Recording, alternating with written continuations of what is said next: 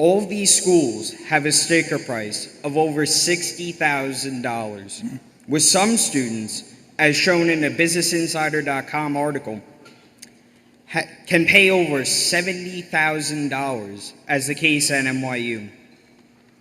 How will the average American family be able to pay this in the future? And more importantly, how do you two feel about this?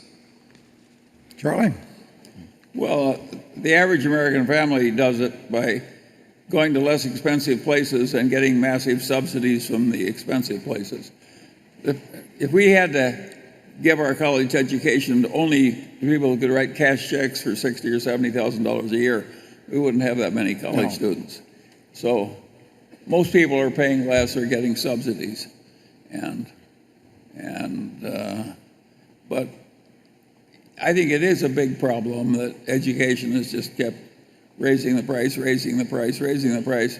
And they say, but college-educated people do better. It's a big bargain.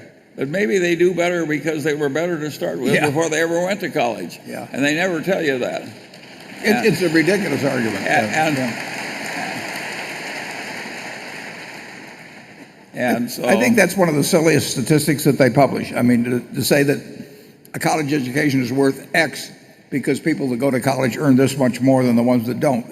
You're talking about two different universes, and to attribute the entire difference to the one variable that they went to college as opposed to the difference between the people who want to go to college and have the ability to get into college. It's completely nutty, and about 70% of the people believe in it. So it gives you a certain hesitation about relying on your fellow man. So I think most people just have to struggle through with the system the way it is. There's a big tendency to have prices rise to what can be collected. And people just rationalize that the service is worth it. And I think a lot of that has happened in education. And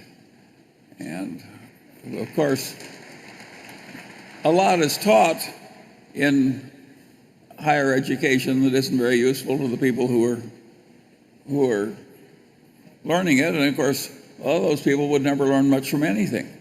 So it's really wasting your time. And that's just the way it works.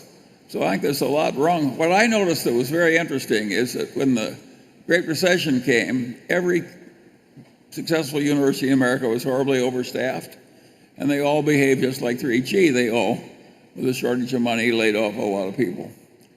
And the net result is they all worked better when it was all over with the people gone. And so this right-sizing is not all bad. I don't think there's a college in America that wants to go back to its old habits. But you put your finger on it, it is a real problem to look at those sticker shocks. It's like any other problem in life. You have just to figure out your best option and just live with it. We can't change Villanova or Fordham. They're going to do what they're going to do. And as long as it works, they'll keep raising the prices. And it'll keep working. Yes. And that's pretty much the way the system works. When it really gets awful, there's finally a rebellion.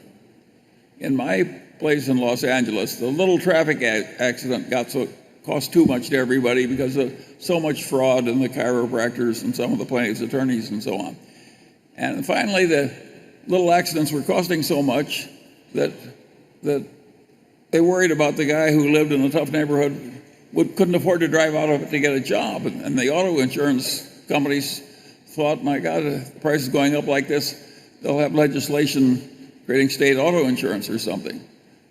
So the net result is they put the plaintiffs' attorneys to trial in every case. And that fixed it.